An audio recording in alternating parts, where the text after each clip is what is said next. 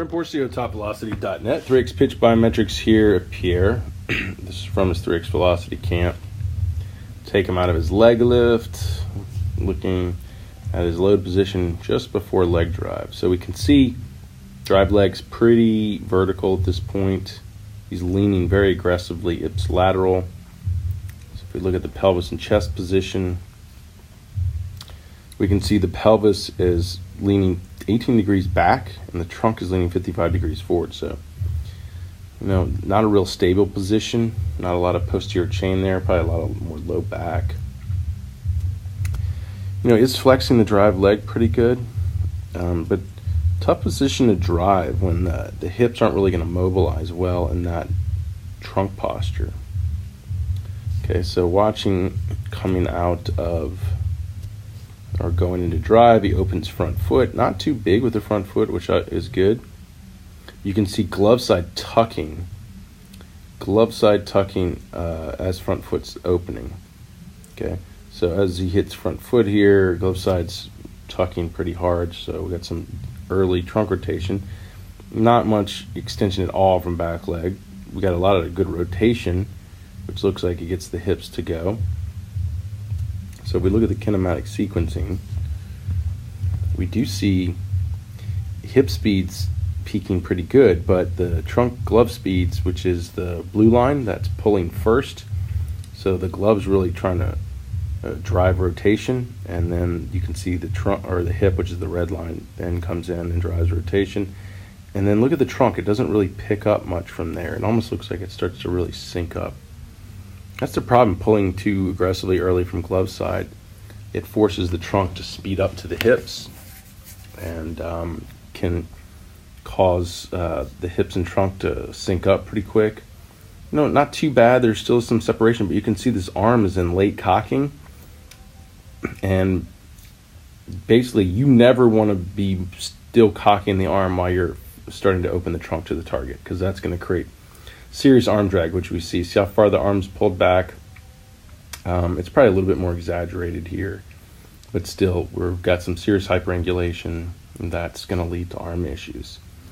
So the goal would be not to want to be tucking the glove that early. You want to be hitting front foot, glove still be in line, and using the back leg to drive the hip rotation without having to use the glove side. Then you could you would be able to, if you're holding the trunk, also more contralaterally. So him being so ipsilateral, leaning in with the trunk, and then pulling the trunk to a neutral position late, also doesn't help the trunk stay separated or delayed.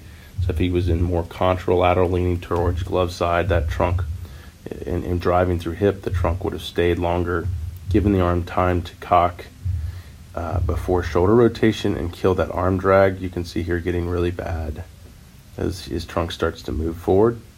Okay, and then what you would see in the sequencing, you'd see the red line humping first, and then you'd see the glove and trunk humping together, and they more than likely would peak higher. Right now you can see the peak of the trunk speeds is at about 991 degrees per second, and the hip speeds are around 848. You don't see that much of an increase. There really needs to be a bigger increase. Now, good front leg stability, good front leg extension. But let's see, maybe because going so ipsilateral to contralateral might have gone too contralateral. Let's see, at pitch release, the trunk side bend is 28 degrees. So yeah, it's just past 25, which is excessive contralateral. I like how the front side is closed. So, going back to it, some good things, some bad things. So the good thing was the front leg isn't too aggressive. That's why it lands closed. The arm is actually, a little too late to cocking. Back knee is just turning in, not really driving, because it never really got linear. Glove side's tucking too early. But another bonus, another good movement there is front leg stabilizes well, extends well. That's why he gets good forward trunk tilt, really good forward trunk tilt.